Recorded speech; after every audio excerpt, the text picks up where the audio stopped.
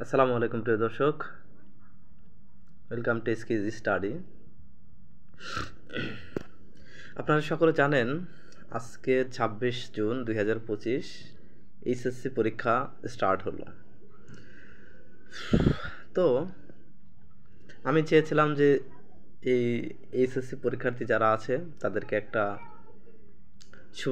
শুভকামনা জানিয়ে একটা ভিডিও করব, বাট বিভিন্ন ব্যস্ততার কারণে বিভিন্নভাবে আর কি করা হয়নি, এর জন্য আমি দুঃখিত। এখন আজকে যেই সময়টায় পরীক্ষা চলতেছে সেই সময়টায় আমি একটা নিউজ দেখলাম। সেখানে দেখতে পারলাম যে ঢাকায় উত্তরায় একটা স্কুলে একটা কলেজ থেকে 2টা স্টুডেন্ট পরীক্ষা দিতে পারেনি। কেন পরীক্ষা দিতে পারেনি? তাদের কি দোষ? তাদের কেন এমন হলো? আপনারা চিন্তা করতে পারছেন যে সারা দেশে লক্ষ লক্ষ স্টুডেন্ট যখন পরীক্ষা দিচ্ছে, তাদের ভবিষ্যতের জন্যে, তাদের ফিউচার কেমন হবে সেই আশা স্বপ্ন সব কিছু নিয়ে পরীক্ষা দিচ্ছে, অথচ 2টা স্টুডেন্ট পরীক্ষাই দিতে পারলেন না। কেন পারলেন না?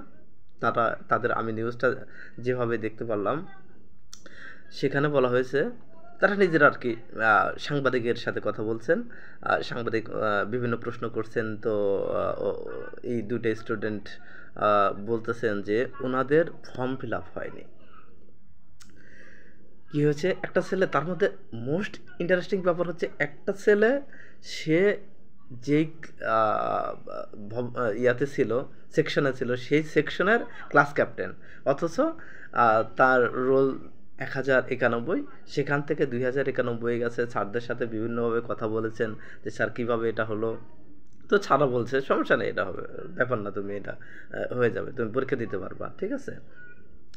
দেন তারপরে সকল প্রকার পেপারস দিয়েছে, টাকা পয়সা যা যা কিছু লাগে সব কিছু তারা দিয়েছে, কিন্তু আলটিমেটলি দিন শেষে তাদের অ্যাডমিট কার্ড আসেনি। রেজিস্ট্রেশন হয়েছে, অ্যাডমিট কার্ড আসেনি। তারা টিচারদের হাতে পায়ে ধরে বিভিন্ন টিচারের কাছে গেছে, এই অফিস ওই অফিস বিভিন্ন জায়গায় গেছেন।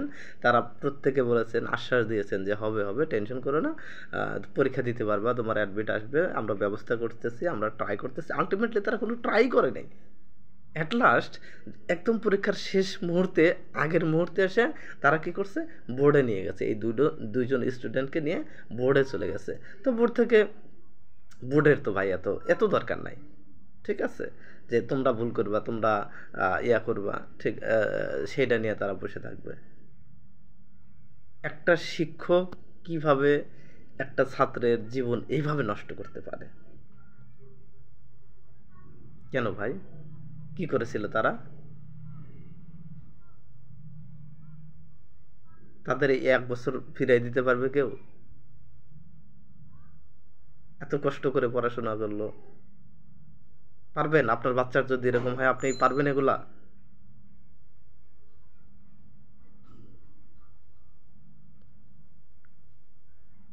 বাংলাদেশের এটাই শিক্ষা ব্যবস্থা, এরকমভাবেই চলতেছে। হয়তো এই যে প্রকাশ পাইছে কিছু, অনেক সময় অনেক কিছু প্রকাশ পায়ও না, চলতে থাকে এভাবে দিনের পর দিন, মাসের পর মাস চলতেছে।